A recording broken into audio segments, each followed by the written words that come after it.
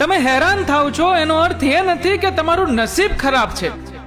એનો અર્થ એ છે કે તમારો સ્વભાવ જરૂર કરતા વધારે સારો છે. મારી પાસે એવા માણસને નફરત કરવાનો ટાઈમ નથી કે જે મને નફરત કરે છે, કેમ કે હું એવા લોકોમાં વ્યસ્ત છું જે લોકો મને પ્રેમ કરે છે. ભૂખ તો સંબંધોને પણ લાગે છે, બસ લાગણીઓ સ્વાદિષ્ટ હોવી જોઈએ. ભક્ત હોય તો નરસિંહ મહેતા અને મીરા જેવા, જેમાં ટેન્શન હંમેશા ભગવાનને જ લેવું પડે. તું કહે છે કે ખાલી હાથે શું મળે? પૈસો ખર્ચો તો જગત આખું મળે. બોલ, સોદા કરવા હું તૈયાર છું, કેટલામાં બાળપણ પાછું મળે? ગામમાં લીમડા ઘટતા જાય છે અને ઘરમાં કડવાશ વધતી જાય છે. ઓઠો પરથી શુગર ઘટી છે અને ત્યારથી જ લોહીમાં શુગર વધી છે. મને નથી ખબર કે હું એક સારો મિત્ર છું કે નહીં, પણ મને એ ખબર છે કે મારી મિત્રતા જેમની સાથે છે તે બધા સારા મિત્રો છે. ઘર નાનું હોય કે મોટું, પણ જો મીઠાશ ન હોય તો માણસ તો શું, કીડીઓ પણ નથી આવતી. પ્રેમ અને દોસ્તીમાં ચડિયાતી દોસ્તી છે. અને દોસ્તો, ત્યારે જ તો રાધા રડે છે કૃષ્ણ માટે અને કૃષ્ણ રડે છે સુદામા માટે. પરિસ્થિતિ આપણને સાચવી લે તે આપણું નસીબ, પરિસ્થિતિને આપણે સાચવી લઈએ તે આપણી સમજણ. એ સફળતાની નિસરણી શું કામની કે જેમાં માણસ તો ઉપર ચડે પણ માણસાઈ નીચે ઉતરી જાય. આ દુનિયાની સૌથી સુંદર જોડી હાસ્ય અને આંસુ, આ બંનેનું સાથે આવવું અશક્ય છે. સાથે આવે એ સમય સૌથી ખૂબસૂરત હોય છે. આજકાલ કોઈને અલાર્મ નથી જગાડતું સાહેબ, હર કોઈને તેની જવાબદારીઓ જ જગાડે છે.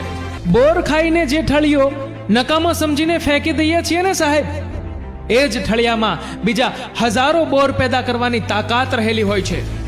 એટલે સંબંધ કોઈ પણ હોય, મતલબ નીકળી ગયા પછી અને નકામો ના સમજવો જોઈએ. કોઈ પણ વાતને સાબિત કરવામાં શક્તિની નહીં પણ સહન શક્તિની જરૂર પડે છે. માણસ કેવા દેખાય એના કરતા કેવા છે એ મહત્વનું છે. કારણ કે સૌંદર્યનું આયુષ્ય માત્ર જુવાની સુધી અને ગુણોનું આયુષ્ય આજીવન સુધી સાથે રહે છે.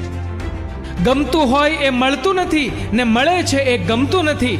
ગજબ સે જિંદગીની રમતો, આવે જ્યારે ત્રણ એકા ત્યારે સામે કોઈ રમતું નથી. આજના સમયમાં જન્મ અને મૃત્યુ બંને મોંઘા થઈ ગયા છે, કેમ કે સિઝેરિયન વગર કોઈ આવતું નથી અને વેન્ટિલેટર વગર કોઈ જતું નથી. સંબંધ માપવાના જીવનમાં કોઈ ત્રાજવા નથી હોતા. એ તો તમારું વર્તન જ કહી દે છે કે કોણ કેટલું કિંમતી છે. જે મળ્યું છે એમાં ખુશ છીએ વાલા, કેમ કે અમે જે જીવી રહ્યા છીએ એ હજી ઘણા લોકોનું સપનું છે. જીવનમાં એક વાત ક્યારેય ના ભૂલતા, જેણે તમને જીતતા શીખવ્યું એને હરાવવાના સપના ક્યારેય ના જોતા.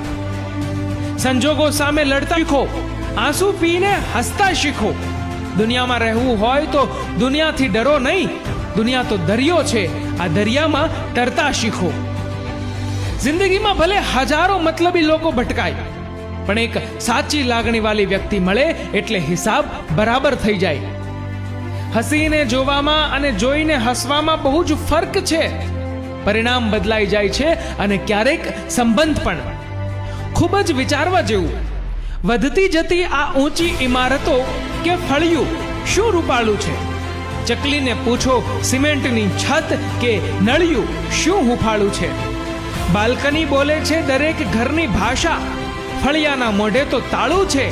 એસીનું બિલ એ બીજું કંઈ નથી, બસ ઝાડ કપાઈ ગયાનું ભાડું છે. મિત્રો, જો આ વિડીયો તમને પસંદ આવ્યો હોય તો વિડીયોને લાઈક કરજો, શેર કરજો અને તમારા કિંમતી મંતવ્યો નીચે આપેલા કમેન્ટ બોક્સમાં જરૂરથી જણાવજો.